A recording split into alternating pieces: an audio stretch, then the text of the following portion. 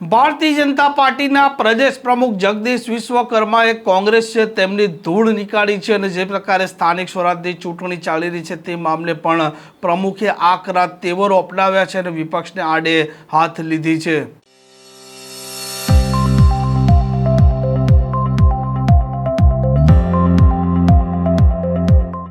નમસ્કાર, આપ જોઈ રહ્યા છો હોટલાઇન ન્યૂઝ અને હું છું આપની સાથે તોફિક ગાંચી। ગુજરાતમાં સ્થાનિક સ્વરાજની ચૂંટણીઓ માટે રાજકીય પાર્ટીઓ છે તે હવે મેદાનમાં આવી ચૂકી છે। ઉમેદવારોએ ફોર્મ પણ ભરી દીધા છે અને હવે રાજકીય પાર્ટીઓ અલગ અલગ તાલુકા પંચાયત, જિલ્લા પંચાયત, મહાનગરપાલિકા કે પછી નગરપાલિકા કબજે કરવા માટે એડી ચોટીનું જોર મારી રહ્યા છે અને તેમના ઉમેદવારો બહુમતી સાથે જીતે તેવા પણ અલગ અલગ રાજકીય પાર્ટીઓ પ્રયાસ કરી રહ્યા છે। અને ભારતીય જનતા પાર્ટીના પ્રદેશ પ્રમુખ જગદીશ વિશ્વકર્માએ તેમની આગવી શૈલીમાં વિપક્ષ છે તેમને આડે હાથ લીધા છે અને એક પછી એક આકરા સવાલો પણ પૂછ્યા છે। આ ધરતી આખા સૌરાષ્ટ્રની અંદર, આમ તો આખા ગુજરાતની અંદર એવું કહીશ કે જે ધરતીની અંદર અમને વારંવાર આવવાનું મન થાય।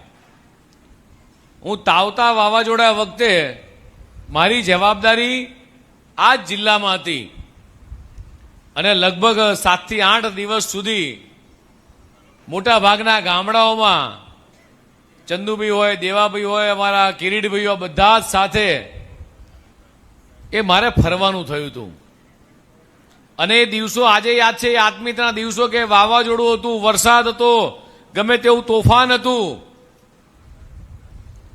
પણ છતાંય તમારા સૌરાષ્ટ્રવાસીઓનો આવકાર એ દિવસે એવો મીઠો આવકાર હતો કે સાહેબ જે પરિસ્થિતિ હોય, જેના ઘરે ગયો છું, કદાચ કોઈ ગામમાં લાઇટનો થાંભલો પડી ગયો હશે, પાણી આવ્યું હશે, પણ મને એ વખતે જે પ્રેમ મળ્યો હતો કે પ્રેમમાં એ ગામવાસીઓએ કે ગામના લોકો, જુનાગઢ જિલ્લાના લોકોએ કોઈના મોઢા પર હુંકાર નહોતો કે સાહેબ આ બધું અમારું નુકસાન થયું છે।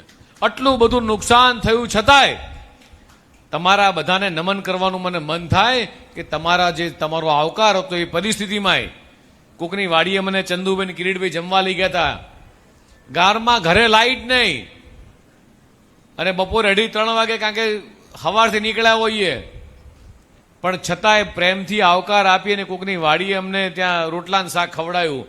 એટલે મને ખરેખર એમ થયું કે મારા સૌરાષ્ટ્રના લોકો, મારા ગુજરાતના લોકો એ ગમે તેવી પરિસ્થિતિમાં મહેમાન પોતાના આંગણે આવે અને જે આવકાર આપે, આ આવકાર કદાચ દેશના બીજા કોઈ રાજ્યોમાં કે બીજા કોઈ જિલ્લામાં નહીં મળતો હોય। મિત્રો, હમણાં હું ચંદુભાઈ જોડે વાત કરતો હતો કે આટલી મોટી અતિવૃષ્ટિ થઈ, આટલી બધી પરિસ્થિતિ બદલાણી, વરસાદ, વાવાઝોડું, દરેક તોફાનો આપણને નડ્યા હશે, પણ છતાંય ખેડૂત પાછો ઊભો થઈ અને બીજા દિવસે કામે લાગી જાય। પણ હું આજે આપના માધ્યમથી દેશના યશસ્વી પ્રધાનમંત્રી માનનીય મોદી સાહેબનો ચોક્કસ આભાર માનીશ। જેવી અતિવૃષ્ટિ થઈ, વરસાદ આવ્યો, માનનીય મુખ્યમંત્રી સાથે પણ વાત કરી, મુખ્યમંત્રી જે તાત્કાલિક તમામ રાજ્ય સરકારના મંત્રીઓ હોય, કૃષિ મંત્રી હોય, બધા જ લોકો, હું પોતે પણ સુરેન્દ્રનગર અને વાવથરા જિલ્લામાં હતો, સરકારના અન્ય મંત્રીઓ પણ ખેડૂતોની વચ્ચે હતા। અધિકારી સર્વે કરવા આવે એ પહેલા ગુજરાત સરકારના મંત્રીઓ, ભારતીય જનતા પાર્ટીના તમામ કાર્યકર્તાઓ એ મિત્રો વરસાદની વચ્ચે, પ્રજાની વચ્ચે, ઢીચણસમા પાણી કે કેળસમા પાણીની અંદર એ પ્રજાની વચ્ચે હતા। તમે ને મેં કોંગ્રેસના સમયમાં પરિસ્થિતિ જોઈ છે। કોંગ્રેસના સમયમાં આપણે કેટલા ધક્કા ખાવા પડતા હતા એ જોયા છે। કોંગ્રેસના સમયમાં કેટલા વલખા મારવા પડતા હતા જોયા છે। ટેકાના ભાવની ખરીદીમાં આપણે પરિસ્થિતિ જોઈ છે। ખાતર હોય કે ટેકાના ભાવ કે અતિવૃષ્ટિ વરસાદ હોય, કોંગ્રેસના નેતાઓ ખાલી ભાષણ કરીને જતા રહે, પાણી જતું રહે, પાણી વહી જાય, પાક બગડી જાય। મારા ખેડૂતોના આંસુ લૂછવા વાળું કોઈ નતું। એ હોય તો માત્ર ને માત્ર ભારતીય જનતા પાર્ટીની માનનીય ભૂપેન્દ્રભાઈ પટેલની સરકાર, દેશના યશસ્વી પ્રધાનમંત્રી માનનીય મોદી સાહેબ, એ સતત ખેડૂતોની પડખે, મારી માતાઓ બહેનોની પડખે. હમણાં ચંદુભાઈ કહેતા હતા, સાહેબ આ વખતે વરસાદ પડ્યો, કેટલું ખેતરમાં નુકસાન થયું, 10,000 કરોડ કરતા વધારે રૂપિયાનું એ રાહત પેકેજ આપવાનું કામ કર્યું હોય તો ગુજરાતની ભારતીય જનતા પાર્ટીની સરકાર માન્ય ભૂપેન્દ્રભાઈ પટેલે કર્યું છે. રાહત પેકેજ તો આપ્યું. ખેડૂતોની માંગણી હતી કે સાહેબ અમારા ખેતરમાં જ્યારે અમારા મંત્રીઓ, આ કાર્યકર્તા, ભારતીય જનતા પાર્ટીના કાર્યકર્તાઓ જે માત્ર ચૂંટણી આવે ત્યારે દેખાય છે એવું નહીં, વરસાદના સમયમાં આંધી હોય, તુફાન હોય, ગમે તે પરિસ્થિતિની અંદર છેક છેવાડાના માનવી સુધી પહોંચવાનું કામ કરતા હોય. આ કાર્યકર્તા નીચે ઉતર્યા. આ કાર્યકર્તાએ કીધું કે સાહેબ ઘણા બધાના ખેતરમાં નુકસાન થયું છે, ઊંચાળો ભાગ છે ત્યાં નુકસાન નહીં થયું હોય, વાવાઝોડાના વાવડ હતા, ઘણા બધા ખેડૂતોએ મગફળી લઈ લીધી હશે, મગફળી પલળી ગઈ હશે, નહીં પલળી હોય, ઢાંકી હશે, નહીં ઢાંકી હોય, ખેતરમાં નુકસાન થયા છે, ક્યાંક ક્યાંક ધોવાણ થયા છે, પણ આ ખેડૂતોના ટેકાની ભાવની ખરીદી કરવી પડે, આ ખેડૂતને બેઠો કરવો પડે. મુખ્યમંત્રી માન્ય ભૂપેન્દ્રભાઈએ ખૂબ ઉદાર દિલ રાખ્યું અને તરત જ બધા જ મંત્રીઓને કીધું, દરેક જિલ્લા કલેક્ટરોને કીધું કે ભાઈ જ્યાં જ્યાં અતિવૃષ્ટિ થઈ છે, જે ગામડામાં વધારે ધોવાણ થયું છે, જ્યાં પુરાણ થયું છે, જ્યાં ઘર વખરી લોકોની તણાઈ ગઈ છે, આ બધી જ જગ્યાએ તાત્કાલિક રાહત પેકેજ પહોંચે. હું પોતે પણ વાવથરા જિલ્લાની અંદર કેડસમા પાણીની અંદર હું પોતે હતો. અહીંયા મેં કેટલાય મંત્રીઓ, બધા જ કાર્યકર્તાને મેં જોયું છે. એ ઢીચણ સમા પાણીની વચ્ચે તમારા બધાની વચ્ચે હતા અને તરત જ માન્ય મુખ્યમંત્રીએ કીધું કે મારે વધારે વિલંબ નથી કરવો, મારો ખેડૂત લાઈનમાં ના ઉભો રહે, મારો ખેડૂત કગરવો ના જોઈએ, જેને જે નુકસાન થયું છે આ નુકસાનની ભરપાઈ કરો ને સાથે સાથે ટેકાના ભાવની ખરીદી પણ કરો. એટલે 10,000 કરોડનું રાહત પેકેજ, 15,000 કરોડ રૂપિયાના ટેકાના ભાવની ઐતિહાસિક ખરીદી કરી છે. કોંગ્રેસના સમયમાં મિત્રો તમે ને મેં જોયું છે, આ પરિસ્થિતિ તમે ને મેં જોઈ છે મિત્રો, એ વખતની પરિસ્થિતિ જોઈ છે. જ્યારે ગામડામાં જઈએ, હું આ જુનાગઢ જિલ્લામાં ઊભો છું, અમરેલી હોય, રાજકોટ હોય, ભાવનગર હોય, આખા ગુજરાતમાં મારો પ્રવાસ થાય, દેશ વિદેશની ધરતી પર પ્રવાસ થાય, એટલે હું ત્યાંના આપણા સૌરાષ્ટ્રના લોકો કદાચ મળે તો હું પૂછું કે ક્યાંથી અહીંયા આવ્યા, કે સાહેબ 30, 40, 50 વર્ષ પહેલા અમે સૌરાષ્ટ્ર છોડ્યું, અમે આટલા વર્ષ પહેલા જુનાગઢ છોડ્યું, ભાવનગર છોડ્યું, અમરેલી છોડ્યું. એટલે હું મારે પૂછવાનું મન થાય, કેમ ભાઈ?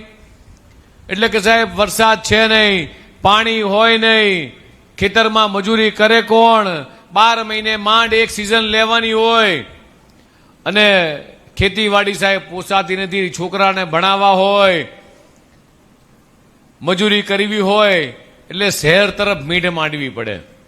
આ પરિસ્થિતિ આજથી 30-40 વર્ષ પહેલા મિત્રો ગુજરાતની હતી. હું આભાર માનું છું દેશના યશસ્વી પ્રધાનમંત્રી માનનીય મોદી સાહેબનો કે એમણે જ્યારથી ગુજરાતના મુખ્યમંત્રી બન્યા ત્યારથી એ ગુજરાતના ગામડે ગામડે ફરી, ગુજરાતની અંદર કિસાનો માટે યાત્રાઓ કરી, કિસાન રથ કાઢ્યા. ખેડૂતોને શેની જરૂર છે, મારી માતાઓ બહેનોને શેની જરૂર છે, દીકરા દીકરીઓને ભણાવવાની જરૂર છે, સારી સ્કૂલો બનાવવાની જરૂર છે. આઝાદીના 75 વર્ષ સુધી કોંગ્રેસ રાજ કરતી રહી, કેટલાય વર્ષો સુધી એમણે ગુજરાતમાં રાજ કર્યું, પણ ગામડાની ક્યારેય એમને ગરીબાઈ દેખાઈ નથી. પણ આભાર માનીએ આપણા વડાપ્રધાન માનનીય મોદી સાહેબનો, એમને ગામડાની વાસ્તવિકતાની ખબર હતી અને એટલા માટે સૌથી પહેલા એમણે અભિયાન ઉપાડ્યું, બેટી બચાવો બેટી પઢાઓ. ગામડે ગામડે જઈ તમને ને મને કદાચ કલ્પના ના આવે, અહીંયા કેટલાય લોકો એવા હશે કે પોતાનો દીકરો કે દીકરી કયા ધોરણમાં ભણે છે એ આપણને ખબર ના આવે, પણ આપણા મોદી સાહેબ આપણા ઘેર આવે, એક મુખ્યમંત્રી આપણા ઘેર આવે, આપણી દીકરીની આંગળી પકડી અને સ્કૂલે મૂકવા જાય. આ શરૂઆત કરી હોય તો ગુજરાતના એ વખતના તત્કાલીન મુખ્યમંત્રી માન્ય નરેન્દ્રભાઈ મોદીએ કરી હતી કે એક દીકરી ભણેલી હશે તો 3 ઘર તારશે. મિત્રો, ખૂબ મોટો વિચાર એમનો હતો. અને આજે ગામડે ગામડે આપ જુઓ છો કે આપણી દીકરીઓ ભણી ગણીને મોટી થઈ હોય, એન્જિનિયર બને, દીકરી ડોક્ટર બને, દીકરી શિક્ષિકા બને, દીકરી વકીલ બને, સારા ઓફિસર બને. આપણને આનંદ થાય કે મારી દીકરી ભણી ગણીને મોટી થઈ, એ દીકરી મા બાપનું ઘર ઉજળું કરે, મા બાપને સન્માન થાય દીકરી માટે, સાસરીએ જાય તેને સારું સગપણ મળે કે ભાઈ મારી વહુ ભણેલી ગણેલી આવી છે, એ ઘરને તારે, એના દીકરા દીકરી થાય, એનું ભવિષ્ય ઉજળું થાય. આ દિશામાં કામ કરવાનું કામ એ કોઈએ કર્યું હોય તો મિત્રો આપણા મુખ્યમંત્રી એ વખતના અને આજના વડાપ્રધાન માન્ય મોદી સાહેબે કર્યું. ખેડૂતોને શેની જરૂર છે? તો ખેડૂતોને બિયારણની જરૂર છે. તો ખેડૂતોને સારો બિયારણ મળી રહે, સારો પાક મળી રહે, આનું આખું અભિયાન ઉપાડ્યું. સૌરાષ્ટ્રની એ ધરતી એ પાણી માટે તરસતી હતી.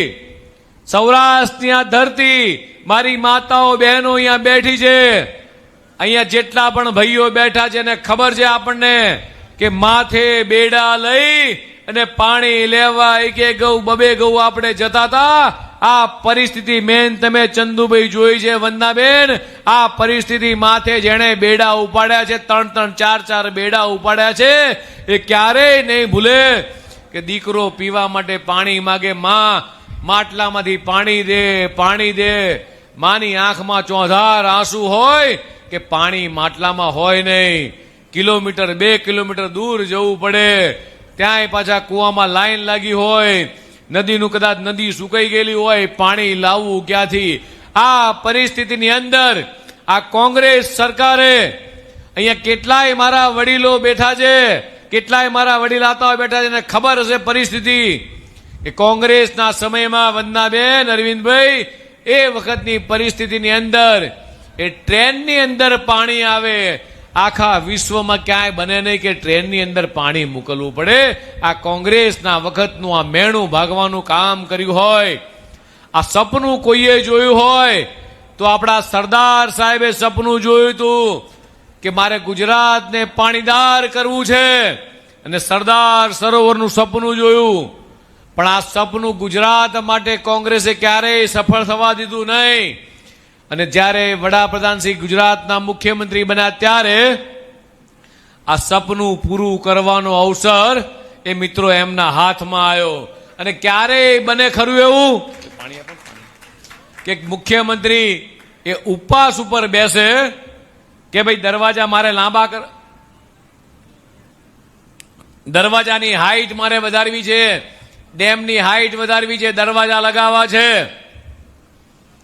અને કોઈ રાજ્યના મુખ્યમંત્રી પોતે ઉપવાસ ઉપર બેસે, કોંગ્રેસને કાગળ લખે, કેન્દ્રમાં કોંગ્રેસી સરકાર, કે આ સરદાર સરોવરનું પાણી, નર્મદાનું પાણી નદીમાં એટલે દરિયામાં વહી જાય છે, પાણી વેડફાય છે. ગામડાના ખેડૂતો, મારા સૌરાષ્ટ્રના ખેડૂતોને ખેતી કરવા માટે પાણી નથી, પીવા માટે પાણી નથી. તમે અમને આની ઊંચાઈ વધારવાની મંજૂરી આપો, તમે સરદાર સરોવર ડેમના દરવાજા લગાવવાની મંજૂરી આપો.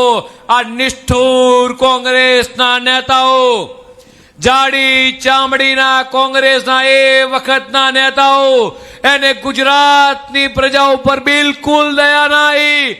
આજે ગુજરાતને બદનામ કરવાનું હમણાં જ કોંગ્રેસના રાષ્ટ્રીય અધ્યક્ષ મલ્લિકાર્જુન ખડગેજી દ્વારા ખૂબ ખરાબ નિવેદન કે ભારત, ગુજરાતની પ્રજા અભણ છે, ગુજરાતની પ્રજા મૂર્ખ છે, આવા વારંવાર નિવેદનો કરી સતત ગુજરાતનું અપમાન કરવાનું કામ, ગુજરાતીઓને દુખી કરવાનું કામ, ગુજરાતની પ્રજાને મૂર્ખ બનાવવાનું કામ, ગુજરાતની પ્રજાને છેતરવાનું કામ, ગુજરાતની પ્રજાને જુઠ્ઠાણા વચનો આપવાનું કામ એ વર્ષોથી કોંગ્રેસ કરતી આવી છે. આજે કોંગ્રેસની મનસા એવી છે કે ભલે બીજા બધા રાજ્યો ડેવલપ થાય, અમારી તિજોરી કોંગ્રેસ કે ભલે ભરાય, પણ ગુજરાત સુખી ના થવું જોઈએ. આંખના કણાની જેમ એમને આ ગુજરાતીઓ ખૂંચી રહ્યા છે, આ ગુજરાતનો વિકાસ ખૂંચી રહ્યો છે. આ કોંગ્રેસીઓને આંખના કણાની જેમ અમારા ગુજરાતના ભાઈ બહેનો ખૂંચી રહ્યા છે. વર્ષો સુધી પાણીથી વંચિત રાખ્યા, નત્રા માત્ર જૂઠાણા. ગુજરાતની પ્રજા અભણ રહે, ગુજરાતની પ્રજાનો વિકાસ ના થાય, આ જ દિશામાં સતત કામ કરતા રહ્યા. આભાર માનીએ દેશના યશસ્વી પ્રધાનમંત્રી માનનીય મોદી સાહેબનો કે એમણે વડાપ્રધાન બનતાની સાથે જ સરદાર સરોવરના દરવાજા લગાવવાની મંજૂરી આપી માત્ર 17 દિવસની અંદર.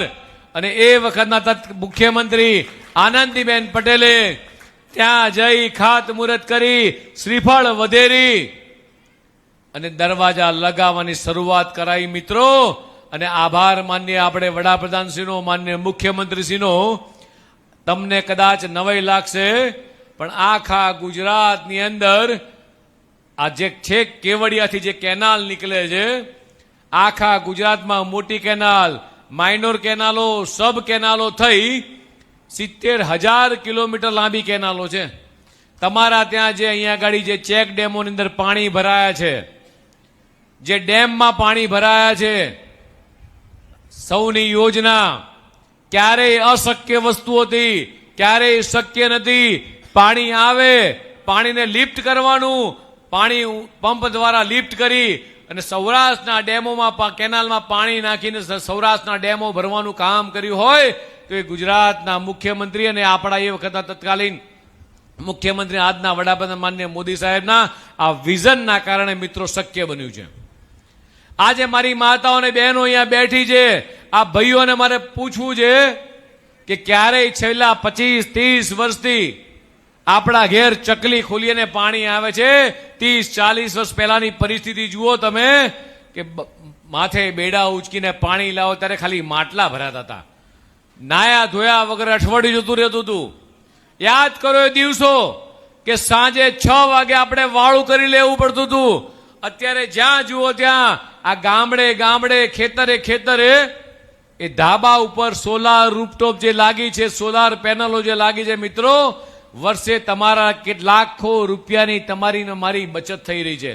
આજે ગુજરાત આખા દેશમાં હાઈએસ્ટ નંબરે 10 લાખ કરતા વધારે ઘરોની અંદર, શહેર હોય કે ગામડા હોય, આ સોલાર રૂફટોપ યોજના અંતર્ગત જે માનનીય મુખ્યમંત્રી શ્રી ભારતીય જનતા પાર્ટીની સરકાર દ્વારા જે સબસિડી મળી છે અને જે સોલાર રૂફટોપ જે પેનલ લગાવવામાં આવી છે, મિત્રો તમારા ને મારા કેટલાય રૂપિયા બચી રહ્યા છે. ખેતરની અંદર પેલા કોહ ચાલતા હતા, બળદને પાણી માટે ખેંચતા હતા. રાજકોટના ડીઝલ એન્જિન પંપ આવ્યા, ઇલેક્ટ્રિસિટી આવી, એટલે માત્ર રાત્રે લાઇટો હતી. આભાર માનીએ આ ભારતીય જનતા પાર્ટીની સરકારનો. એણે 24 કલાક વીજળી એ આપવાનું જે વચન હતું એ વચન પૂરું કર્યું. ખેડૂતોને દિવસે વીજળી આપી, આ વચન પરિપૂર્ણ કર્યા. તમે યાદ કરો મિત્રો કે ખેડૂતો માટેની જે પરિસ્થિતિ છે, કેટલા વચનો એમણે પરિપૂર્ણ કર્યા છે. કદાચ તમને યાદ કરાવું, ખેડૂતો માટે કિસાન સન્માન નિધિ, કોઈ ખેડૂતને ક્યાંય લાઈનમાં નહીં ઉભું રહેવાનું, સીધી ખેડૂતના ખાતાની અંદર. માત્ર ગુજરાત નહીં પણ દેશભરના તમામે તમામ ખેડૂતોના ખાતામાં બિયારણ લાવવાનું હોય, ખાતર લાવવાનું હોય, સીધા ખેડૂતના ખાતામાં પૈસા જમા થાય, આ વ્યવસ્થા કરવાનું કામ કર્યું હોય તો દેશના યશસ્વી પ્રધાનમંત્રી માનનીય મોદી સાહેબે કર્યું છે. સાથે સાથે તમને કહું, તમે જે યુરિયાની બેગો લાવો છો, એ બેગો ઉપર કેટલી મોટી સબસિડી મળે છે? કોઈ કહેશે ખેડૂત મને કેટલી સબસિડી મળે છે ભાઈ? યુરિયાની થેલી કેટલા રૂપિયાની આવે છે? 260, 66. થેલીની મૂળ કિંમત કેટલી છે? હે, કેટલા રૂપિયા સબસિડી થઈ? 2000 રૂપિયા સબસિડી એક સરકાર તમને દેશના યશસ્વી પ્રધાનમંત્રી માન્ય મોદી સાહેબની આ સરકાર એક થેલીએ 2000ની સબસિડી આપે છે. અને હવે અત્યારે માન્ય વડાપ્રધાનશ્રીનો સંકલ્પ છે કે મારા ખેડૂતો પ્રાકૃતિક ખેતી કરે, ઓર્ગેનિક ખેતી કરે, દવા વગરની ખેતી કરે. મને તમને જણાવતા આનંદ થશે કે આપણા રાજ્યપાલ શ્રી મહામહિમ રાજ્યપાલ શ્રી આચાર્ય દેવવ્રતજી પણ અત્યારે ગામડે ગામડે આ મુહિમ એમણે ચલાવી છે કે ખેડૂતો પ્રાકૃતિક ખેતી કરે. માન્ય મુખ્યમંત્રીશ્રીએ પણ ભૂપેન્દ્રભાઈ પટેલ દ્વારા પણ આ પ્રાકૃતિક ખેતી કરતા ખેડૂતોને સહાય આપવાની કેટલી યોજના લઈ આવ્યા છે. જે ખેડૂત પ્રાકૃતિક ખેતી કરે અને આને સારા ભાવ મળી રહે અને તમારી જે ખેત પેદાશો છે આ ખેત પેદાશોને અમૂલ દ્વારા, એટલે જે તમે દૂધ ભરાવો છો દિનેશભાઈની ડેરીની અંદર, એવી જ રીતે આખા રાજ્યના આખા દેશની અંદર અમૂલને જવાબદારી આપી છે કે આ ખેડૂતો પ્રાકૃતિકને ઓર્ગેનિક ખેતી કરે, આની પ્રોડક્ટો ખરીદી કરી અને દેશ વિદેશથી ધરતી સુધી આ પ્રોડક્ટો પહોંચે અને આપણી ખેતી ફરીથી એ સજીવન થાય. મિત્રો, જે કેટલાય વર્ષોથી આપણે દવા નાખીને આપણી જમીનમાં જે બગાડ થયો છે, જે રીતે પંજાબની અંદર આખા બધા જ ગામડાઓમાં જે રીતે કેન્સરની ટ્રેન ચાલે છે, એ આવનારા દિવસોમાં આ રોગ રોકવા માટે, આ જડમૂળથી કેન્સરને રોકવા માટે આ પ્રાકૃતિક ખેતીની દિશામાં મિત્રો આપણે સૌએ વિચારવું પડશે. એના માટે એ રાજ્ય સરકાર હોય કે કેન્દ્ર સરકાર હોય, એ સતત મિત્રો એ 24 કલાક કામ કરી રહી છે. કિસાન સૂર્યોદય યોજના રાજ્યના લગભગ 16,000 કરતા વધારે ગામડામાં એ દિવસે વીજળી આપવાનું કામ કર્યું છે. પ્રાકૃતિક ખેતીમાં લગભગ 10 લાખ કરતા વધારે ખેડૂતો જોડાયા છે અને લગભગ 5 લાખ એકર કરતા વધારેની અંદર એ પ્રાકૃતિક ખેડૂતો આ ખેતી કરી રહ્યા છે. 16 લાખ ખેડૂતોએ આજે ગુજરાતના 16 લાખ ખેડૂતો એ માઇક્રો ઇરિગેશન એટલે ટપક પદ્ધતિથી ખેતી કરતા થયા છે અને એના માટે રાજ્ય સરકાર એ વિવિધ પ્રકારની યોજનાઓ આપી રહ્યા છે. ખેડૂતોની ખેત પેદાશો માટે માન્ય અનેક આફતોની સામે રક્ષણ આપતી માન્ય મુખ્યમંત્રી પાક સંગ્રહ સ્ટ્રક્ચર યોજનાની સહાયમાં 75,000થી વધારી જે તમે સ્ટ્રક્ચર બનાવો ખેતરની અંદર, એના માટે જે પહેલા 75,000 રૂપિયા હતા અત્યારે 1 લાખ રૂપિયા કર્યા છે. આ ખેડૂતોને આધુનિક ખેતી કરવા માટે ટ્રેક્ટરની જરૂર પડે તો ટ્રેક્ટર લેવા માટે પણ સરકારે 1 લાખ રૂપિયા દરેક ખેડૂત જે ટ્રેક્ટર લેવા જાય તો એની અંદર સબસિડીમાં મિત્રો 1 લાખ રૂપિયા આવે છે. અહીંયા મારી માતાઓ બહેનો બેઠી છે, ભાઈઓ બેઠા છે, કદાચ આ નવા યુવાનોને ખબર નહીં હોય. મારા જુવાનીઓને પૂછવું છે કે ક્યારેય સવારે વહેલા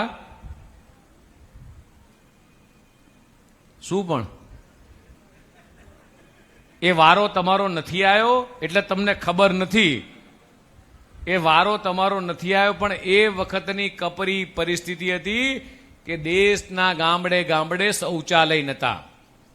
પણ આ શૌચાલય બનાવવાનું દેશના યશસ્વી પ્રધાનમંત્રી માન્ય મોદી સાહેબ લાલ કિલ્લા પરથી પ્રવચન કરે કે હું એક પણ ઘર એવું નહીં રાખું, મારી માતાઓ બહેનોને સાચું સન્માન આપવું છે. જેના ઘરે દીકરી મોટી થઈ હોય, દીકરાની વહુળાઈ હોય, વડીલ મા બાપ હોય, એને ખબર પડે કે ઘરે શૌચાલય ના હોય તો શું પરિસ્થિતિ થાય. એ વેદના જેણે સહન કરી છે એને ખબર હોય અને સંકલ્પ કર્યો.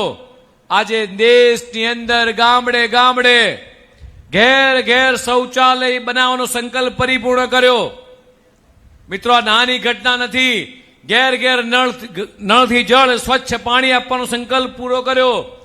કોરોના વખતથી થયેલી શરૂઆત, કોઈ પણ નાગરિક ભૂખ્યો સુવે નહીં, જરૂરિયાતમંદ પરિવારને વિનામૂલ્યે અનાજનું કામ ચાલુ કર્યું. આયુષ્માન ભારત યોજના હેઠળ અહીંયા કેટલાય લોકો એવા છે, એક વ્યક્તિ કદાચ મને હાથ ઊંચો કરીને બતાવે કે મારા ઘરે આયુષ્માન કાર્ડ નથી. આજે દેશના તમામે તમામ જરૂરિયાતમંદ પરિવારો હોય, ગુજરાતના જેટલા પણ જરૂરિયાતમંદ પરિવારો છે, આ દરેકના ઘરે આયુષ્માન કાર્ડ. તમે પરિકલ્પના કરો કે આપણા ઘરે કોઈક વડીલને રાત્રે એટેક આવે, આપણે હોસ્પિટલ લઈ જવાનું થાય. મારી માતાઓ બહેનો બેઠી છે, નાની ઉંમરના દીકરાને એટેક આવે, ગજવામાં પૈસા ના હોય, ચંદુભાઈ જેવાના ઘેર જઈએ કે દેવા બાપાના ઘેર જઈએ કે મને 50,000 રૂપિયા આપો, 25,000 રૂપિયા આપો, મારા ઘરનાને એટેક આવ્યો છે, દીકરાને એટેક આવ્યો છે. દેવા બાપા કે મારી પાસે પૈસા નથી અત્યારે, આ 10,000 રૂપિયા છે. ડોક્ટર માગે લાખ રૂપિયા આપો, તો લાખ રૂપિયા લાવવા અડધી રાતે ક્યાંથી? ઘર ગીરવે મૂકવું પડે, દાગીના ગીરવે મૂકવા પડે, ખેતર અડાણે મૂકવું પડે. આ પરિસ્થિતિ હતી. આ સંવેદનાની ખબર કોને પડે? કે જેના ઘરમાં માંદગી આવે, એના ઘરમાં પૈસા ના હોય, દીકરાનો જીવ તડફડતો જતો હોય, માનો જીવ જતો હોય, દીકરો લાચાર હોય, બાપ લાચાર હોય કે મારો 18 વર્ષનો જુવાન જૂથ દીકરો તડફી રહ્યો છે, મારી પાસે પૈસા નથી, લાચાર હોય મા બાપ. આ વેદના સંવેદનશીલ સરકારના વડાપ્રધાન માન્ય મોદી સાહેબને હતી કે મારો ભારતનો કે ગુજરાતનો કોઈ વ્યક્તિ એ બીમાર પડે અને લાચારી હેઠળ એને હાથ લાંબા કરવા પડે, આંસુ સોરવવા પડે, આ પોસાય એમ નથી. એમણે આયુષ્માન પીએમ જેવાય કાર્ડ કાઢ્યું. જે રીતે નરસિંહ મહેતાના ત્યાં દીકરીના ત્યાં મામેરું હતું, અને આ હુંડી સ્વીકારો મારા રામ, મારા ઘેર મામેરું કોણ કરશે? ચોધાર આંસુએ જયારે નરસિંહ મહેતાની વેદના હતી. અને જેમ ભગવાન કૃષ્ણ એ મારો સામળિયો શેઠ બનીને આવે છે ને મામેરું કરીને જતા રહે છે, એવી જ રીતે તમારા ઘરે કોઈ બીમાર પડે, ગમે તેવી કપરી પરિસ્થિતિ હોય, દેશના યશસ્વી પ્રધાનમંત્રી માન્ય મોદી સાહેબનો જેટલો આભાર માન્ય એટલો ઓછો છે, જેટલો એમનો આભાર માન્ય એટલો ઓછો છે. મિત્રો, એક એમના ફોટા વાળું કાર્ડ તમારા ઘરે હોય, હોસ્પિટલમાં જાઓ અને ડોક્ટર કે ભાઈ 2 લાખ ખર્ચો થશે, 3 લાખ ખર્ચો થશે, 5 લાખ ખર્ચો થશે. ગુજરાતના મુખ્યમંત્રી માન્ય ભૂપેન્દ્રભાઈ પટેલનો આભાર માનીએ. 5 લાખ વડાપ્રધાન શ્રી મોકલાવે, 5 લાખ ગુજરાતની ભારતીય જનતા પાર્ટીની સરકાર મોકલાવે. ગુજરાતના બધા જ ઘરોની અંદર તમામે તમામ લોકોને વર્ષે 10 લાખ રૂપિયાની મેડિકલ સહાય. કોંગ્રેસના લોકો અથવા જે તમને ત્યારે છેતરવા માટે આવે છે, ચૂંટણી આવે એટલે બહુ રૂપિયાના સ્વરૂપમાં કેટલાય લોકો આ જુનાગઢ જિલ્લામાં ફરતા હશે, ધોળી ટોપી વાળા, કાળી ટોપી વાળા કેટલાય ફરતા હશે. છેતરાતા નહીં, કદાચ ભૂલથી છેતરાઈ ગયા હશે કોક. મારી ગુજરાતની પ્રજા ભોળી છે, એકાદ વખત કદાચ ભૂલ કરી બેસે. કોંગ્રેસના મિત્રો તમારા દરવાજે આવે, એક વખત પૂછજો. અત્યારે બાજુમાં ક્યાંક નાના મોટા છેતરાણા લોકો ફરી રહ્યા છે, એમને પૂછજો આટલા વર્ષ સુધી ક્યાં ગયા હતા? દિલ્હીમાં તમારી સરકારને જાકારો કેમ મળ્યો? તમે દિલ્હીમાં કહેતા હતા કે અમે ગાડી નહીં વાપરીએ, અમે સરકારી બંગલો નહીં વાપરીએ. તમે ગાડીએ વાપરી અને મહેલ જેવો બંગલો બનાવ્યો. જુઠ્ઠું બોલવાનું છોડી દો. તમે દિલ્હીની પ્રજાને છેતરી છે, ગુજરાતની પ્રજાને નહીં છેતરી શકો.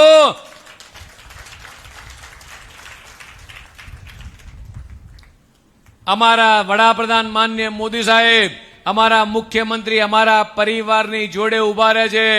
અમારા પરિવારમાં કોઈ બીમાર પડે, 10 લાખ રૂપિયા લઈને હોસ્પિટલની અંદર, ક્યાંય કોઈની લાચારી નહીં, ક્યાંય લાઈનમાં નહીં ઉભું રહેવાનું, ક્યાંય કોઈ વચેટિયો નહીં. વગર વચેટિયાએ સીધા 10 લાખ રૂપિયા ગુજરાતના નાગરિકોના ખાતામાં જમા કરતી હોય ભારતીય જનતા પાર્ટીની સરકાર કામ કરે છે. મારે મારી માતાઓ બહેનોને પૂછવું છે. કાલે રાજકોટમાં એક મને બા મળ્યા, મને 2 હાથ જોડ્યા, મારા ઉરાવણા લીલાને કીધું કે ભાઈ મોદી સાહેબનો આભાર માનજો, મુખ્યમંત્રીનો આભાર માનજો. એ વિધવા બા હતા, 70 વર્ષના હતા, દીકરા નથી, એકલા છે. કે સરકારનો આભાર માન્યો, ભારતીય જનતા પાર્ટીનો આભાર માન્યો અને કીધું કે હું વિધવા છું, નિરાધાર છું, એકલી છું, પણ મને અત્યારે ઘર ચલાવવાની તકલીફ નથી પડતી. આ ભારતીય જનતા પાર્ટીના કાર્યકર્તાઓ વિધવા સહાય પેન્શનનું ફોર્મ ભરી ગયા છે. એ બાના આંખમાં ચોધાર આંસુ હતા.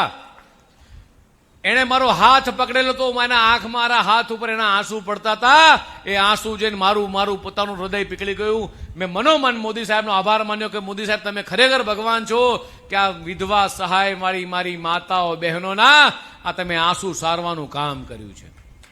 ગુજરાતના મુખ્યમંત્રીનો આભાર માન્યો કે વિધવા સહાય પેન્શન તો આવે છે, પણ નિરાધાર પેન્શન સહાય યોજના પણ આપતી હોય તો આ ભારતીય જનતા પાર્ટીની સરકાર આપી રહી છે.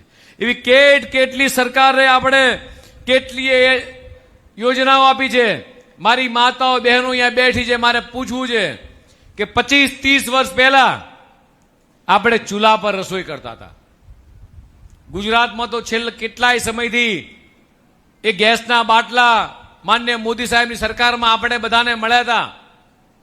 ઉજ્જવલા યોજના લાયા. આખા દેશની અંદર ગામડે ગામડે ઘર ઘર સુધી મારી ચૂલા ફૂંકતી બહેનો કોંગ્રેસીઓને ક્યાંથી ખબર હોય, રાહુલ ગાંધીને ક્યાંથી ખબર હોય, માં ઇટાલીમાં જન્મ્યા છે, મોસા ઇટાલીમાં થાય, વિદેશવાળાને ખબર ના હોય કે જુનાગઢના કેશોદના ચૂલા પર રોટલા કરવા હોય કે રીંગણાનું ભરથું કરવું એને ખબર ના હોય કે ભાઈ આ કેવી રીતે મેં ભૂંગળા પેલી ફૂંકો મારતા હતા. એ ચૂલા જ્યારે મારતા હોય ફૂંકો, એ ધુમાડો અંદર જાય, ફેફસા ભરાઈ જાય, ફેફસાની બીમારી થાય. આ ઘટનાઓ બધી મોદી સાહેબે ગામડે ગામડે ફર્યા ત્યારે જોઈ હતી. ખાલી વિદેશની ધરતી પર ફરવાવાળા કોંગ્રેસના નેતાને ખબર નથી કે ગામડામાં મારો ભાઈઓ, મારા બહેનો, મારા ખેડૂતો કઈ રીતે જીવન જીવે છે. અને ત્યારે મોદી સાહેબે ઉજ્જવલા યોજના અંતર્ગત આખા દેશની માતાઓ બહેનોના આંસુ સારવાનું કામ, એટલે ઘેર ઘેર ઉજ્જવલા યોજના અંતર્ગત એલપીજી સિલિન્ડર આપવાનું કામ કર્યું. મારે તમને પૂછવું છે, મારી બહેનો માતાઓ છે, હમણાં વિધાનસભા ચાલતી હતી વંદનાબેન, અને વિધાનસભાની અંદર કોંગ્રેસ વાળાને સૂર ચડ્યું એકદમ કે ગેસના બાટલાના પોસ્ટર લઈને દિનેશભાઈ આવી ગયા કે ગેસના બાટલા નથી, ગેસના બાટલા નથી, ગેસના બાટલા નથી. એટલે અમે પૂછ્યું કે તમારા પરિવારમાંથી કોઈએ એક ગેસનો બાટલો કોઈને આપ્યો હોય તો કહો, આપ્યો છે? આ ગેસનો બાટલો કોણે આપ્યો ભાઈ? ગેસનો બાટલો રાહુલ ગાંધી આપવા આવ્યા? ગેસનો બાટલો સોનિયાજી આપવા આવ્યા? તો ગેસના બાટલા આપ્યા કોણે? અને આટલી બધી આખી વિશ્વમાં જ્યારે ધમાલ ચાલી રહી છે, વિશ્વ યુદ્ધ જેવી સ્થિતિ આખા વિશ્વમાં છે, ત્યારે ગુજરાતમાં કે ભારતની અંદર એક બાટલો ઓછો ના પડે, પેટ્રોલ ઓછું ના પડે, ડીઝલ ના ઓછું પડે, એની વ્યવસ્થા આ દેશના યશસ્વી પ્રધાનમંત્રી માન્ય મોદી સાહેબ કરી રહ્યા છે.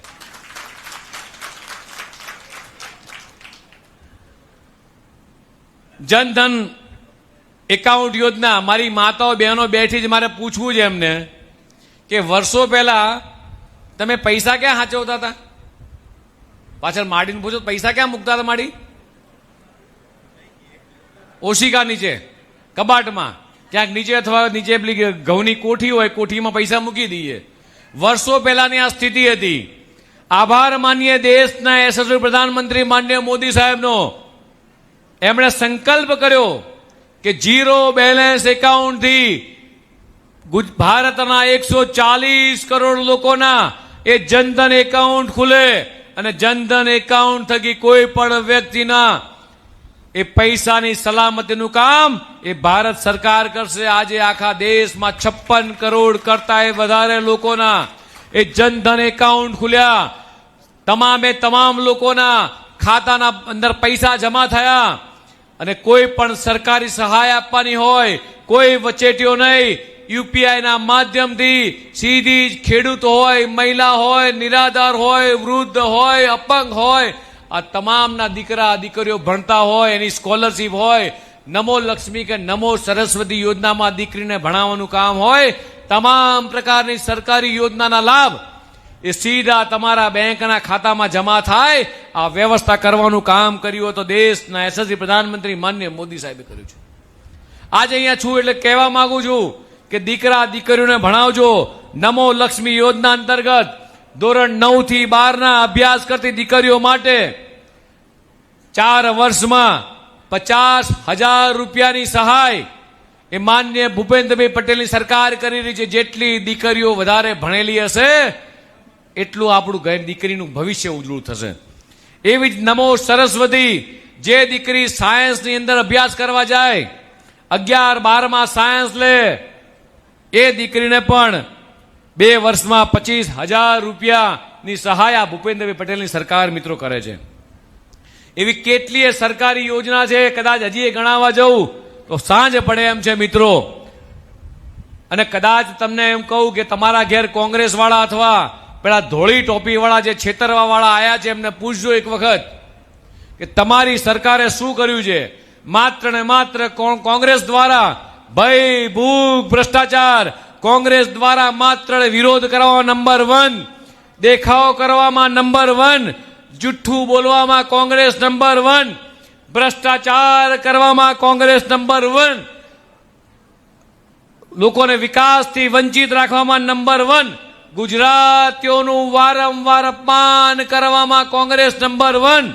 અને જ્યારે દેશના યશસ્વી પ્રધાનમંત્રી માનનીય મોદી સાહેબ દ્વારા સૌરાષ્ટ્રના આપણા સોમનાથનું, આપણું સૌનું 140 કરોડ ભારતીયોનું ગૌરવ, સોમનાથ ભગવાન શંકરદાદાનું મંદિર, આ વિકાસ તો કોણે કર્યો? સરદાર સાહેબે વખતે જીર્ણોદ્ધાર કર્યો તો. હમણાં જ સોમનાથ પર્વ આપણે ઉજવ્યું, આમાંથી કેટલાય લોકો સોમનાથ પર્વમાં ભાગ લીધો હશે મિત્રો. પાવાગઢનું મહાકાળી માતાનું મંદિર હોય, અંબાજીનું અંબાજી માતાનું મંદિર હોય, ઉજ્જૈનની અંદર મહાકાલનું મંદિર હોય કે કાશી વિશ્વનાથનું મંદિર હોય, જેટલા પણ તમામે તમામ ધર્મોના તમામ પ્રકારના દેવી દેવતાના મંદિરમાં આ વિકાસ કરવાનું કામ કર્યું હોય તો મિત્રો ભારતીય જનતા પાર્ટીની સરકારે કર્યું છે. એ કેટલીય વાતો મિત્રો મારે તમારી સાથે કરવી છે કે જ્ઞાતિવાદી, જાતિવાદી, પ્રાંતવાદ, જ્ઞાતિવાદ, આ બધી જ બાબતોથી પર થઈ ઘણી વખતે દેવા બાપા આવતા રોડ મંજૂર કરાવવા માટે. હું R&B વિભાગનો જ્યારે સરકારમાં મંત્રી હતો, દેવા બાપા તમે સાચું બોલજો, કેટલા રોડ આપ્યા હતા તમને બધાને? આ તમારા ગામડાની ચિંતા એ સદંતર સદા કરતા આવ્યા છે. તમારા ધારાસભ્યો અમારા ત્યાં આવે કે અમારે રોડ મંજૂર કરવો છે. આભાર માનીએ મુખ્યમંત્રી ભૂપેન્દ્રભાઈ પટેલનો એમનો. ગુજરાતના દરેક ગામને એ રોડ કનેક્ટિવિટી કે ગામથી લઈને સ્ટેટ હાઈવે અને સ્ટેટ હાઈવેથી નેશનલ હાઈવે આ કરેક્ટ કરવાનું કામ કર્યું હોય તો મિત્રો ભારતીય જનતા પાર્ટીની સરકાર માન્ય ભૂપેન્દ્રભાઈ પટેલની સરકારે કર્યું છે. એવી કેટલીય બાબતો છે મિત્રો.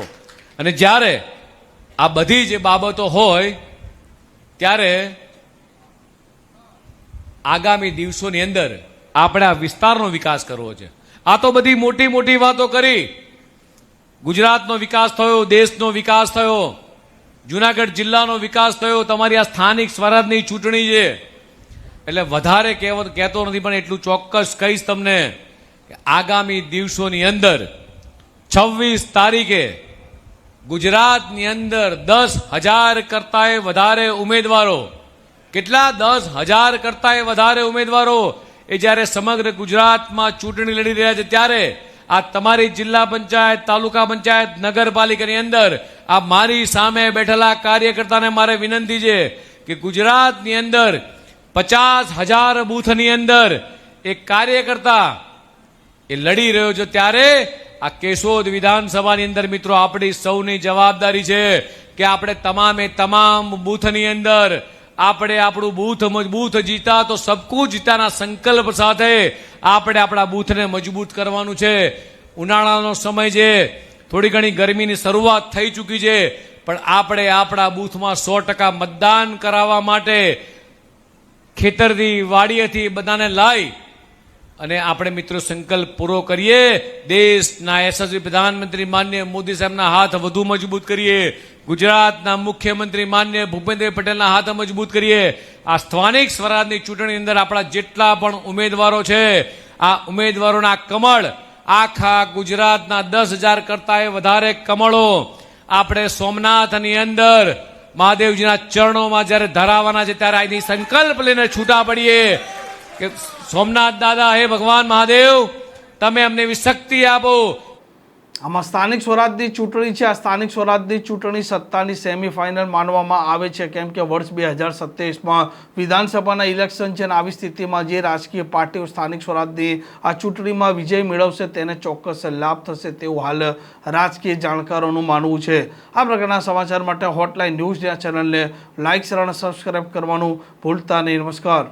આવા પ્રકારના વિડીયો તમને જોવા ગમતા હોય તો હોટલાઇન ન્યૂઝ ચેનલને લાઇક, શેર અને સબસ્ક્રાઇબ કરો.